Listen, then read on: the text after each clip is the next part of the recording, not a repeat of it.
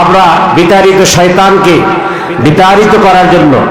আমরা সকলে পড়ি আউযু বিল্লাহি মিনাশ শাইতানির রাজিম বিসমিল্লাহির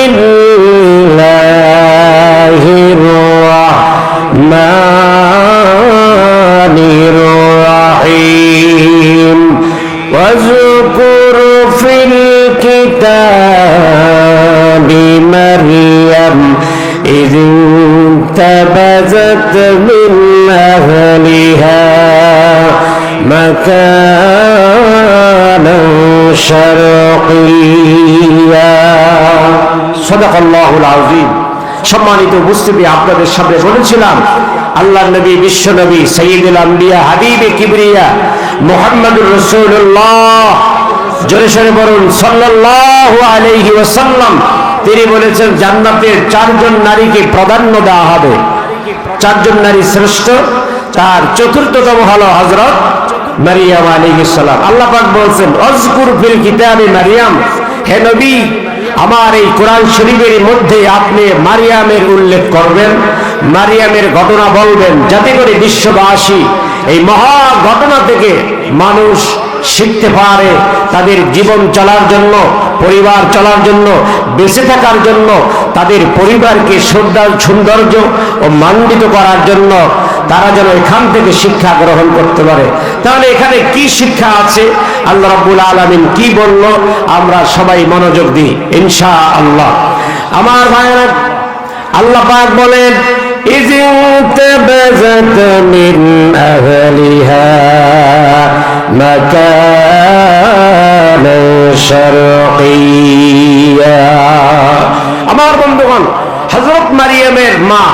মারিয়াম যখন তার মায়ের পেটে 6 থেকে 7 মাস যখন মারিয়ামের মায়ের পেটে তার বয়স তখন মারিয়ামের মায়ের পেটে ব্যথা করে বিভিন্ন রকমের তার অসুবিধা তিনি ফিল করে তিনি চিন্তা করলো ডাক্তার কবিরাজ আর ভালো হবে না তিনি নিয়ত করলো আল্লাহ আমার এই সন্তান যদি ভালোভাবে দুনিয়া আসে আমার এই সন্তানটি তোমার ঘরের খাদেম বানায়া দিব জোরে বলুন সুবহানাল্লাহ আমার মায়ের হযরত মারিয়ামের মা এই পৃথিবীর কোটি কোটি নারীর মধ্যে চারজন নারী শ্রেষ্ঠ এর একজন হলো হযরত মারিয়াম এই মারিয়ামের মানে উৎকল্ল রব্বুল আলামিন আমার এই ক্রিটিক্যাল ক্লান্তি লগ্ন যদি কেটে যায় আল্লাহ আর ভূমিষ্ঠ যদি হয় আমার এই সন্তান ভালোভাবে রব্বুল আলামিন আমার এই পেটের সন্তানটা তোমার ঘর বাইতুল মুকাদ্দাসের আমি খাদেম বানায়া দিব জোরে বলুন সুবহানাল্লাহ এই সুন্দর নিয়ত ভালো একটি নিয়ত ভালো মানসিকতা কি করতে পারে দেখেন কোন ডাক্তার কবিরাজ হযরত মারিয়ামের মায়ের পেটে ব্যথা ভালো করতে পারে না কিন্তু ভালো একটি নিয়ত করার সঙ্গে সঙ্গে আল্লাহ রাব্বুল আলামিন মারিয়ামের মায়ের পেটের ব্যথা ভালো করে দেয় বলুন সুবহানাল্লাহ ভূমিষ্ঠ হবার পরে কিছুদিন পরে হযরত মারিয়ামের মা দেখে সন্তান ভূমিষ্ঠ হয়েছে মেয়ে কিন্তু মেয়ে দিয়ে মসজিদের খাদেম বানানো সম্ভব কিন্তু তিনি নিয়ত করেছে সন্তান হলি তোমার ঘরের খাদেম হবে কিন্তু তখন তিনি বলে নাই যে ছেলে হবে হলে দেবে মেয়ে হলে তো দেওয়া সম্ভব না এই কথা বলে নাই আমার বন্ধু হযরত মারিয়ামের বাবা হযরত ইমরান আলাইহিস সালাম ইন্তেকাল করে কবরবাসী হয়েছে হযরত মারিয়াম ধীরে ধীরে তিনি বালেগা হয়ে গেল বড় হয়ে গেল দেখতে শুনতে মাশাআল্লাহ নবীদের মেয়ে কত সুন্দর এই মেয়েটি এখন দিন দিন বিভিন্ন রকমের রোগাক্রান্ত হয়ে পড়ছে মারিয়ামের মাও যেভাবে কবিরাজ ডাক্তারের কাছে গেছেন তখনকারের কথা এখন মারিয়ামের মা তার মেয়েটিকেও বিভিন্ন কবিরাজ ডাক্তারের কাছে যায় কিন্তু ভালো হয় না আমার ভাইয়েরা হযরত মারিয়ামের মা চিন্তা করল দুনিয়ার কোন কবিরাজ ডাক্তার আমার পেটে ব্যথা যেমন ভালো করতে পারে না আমার বিশ্বাস আমার মেয়েটিরও সমস্যা ভালো করতে পারবে না আগামীকাল সকালে আমি মসজিদের হুজুরের কাছে যাব। সুবহানাল্লাহ বলে। আমার বন্ধুগণ, সকালবেলা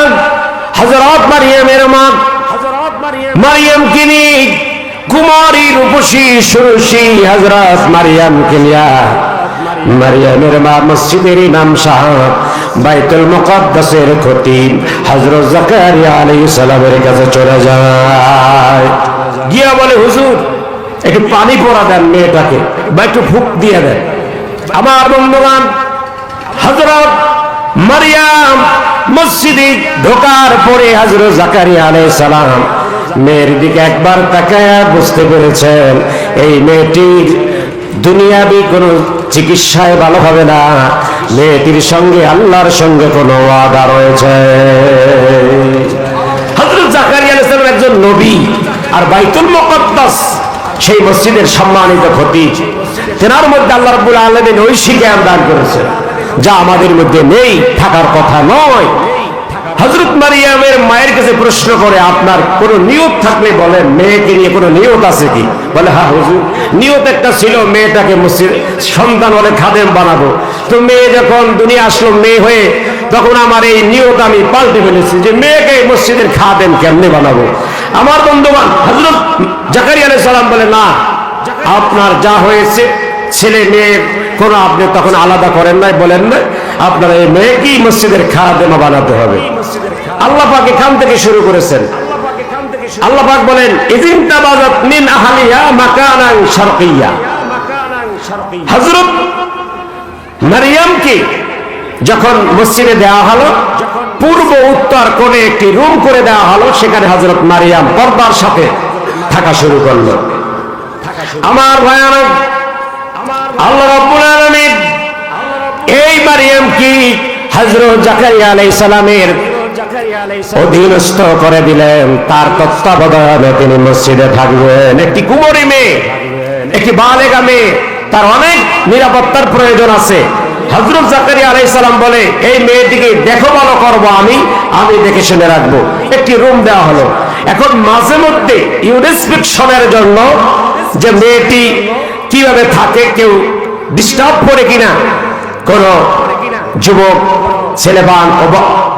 অথবা অন্য কেউ, এটা দেখার জন্য তিনি মাঝে মধ্যে বিভিন্ন সময় না বলে মারিয়ামের রুম তার গতিবিধি দেখার জন্য হযরত জাকারিয়া আলাইহিস সালাম আসতেন। একদিন গভীর রাতে আসলেন,